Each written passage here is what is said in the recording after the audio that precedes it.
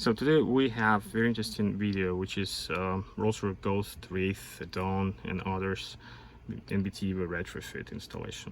So it was pretty lots of labor involved because you had to take off lots of panels, be very careful not to scratch anything. So, but the result is pretty cool. Everything is fully integrated, and you can see we got very nice menu, which is 2020 menu. And it's so much nicer than the original one because the original one has issues. I would say it's not easy to read, and it's older NBT system. It doesn't support CarPlay, and everything looks different on it. So for example, we go to CarPlay, and the most importantly, we do have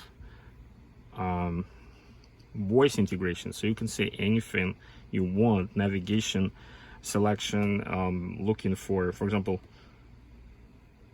what time is it? It's 12:45 p.m.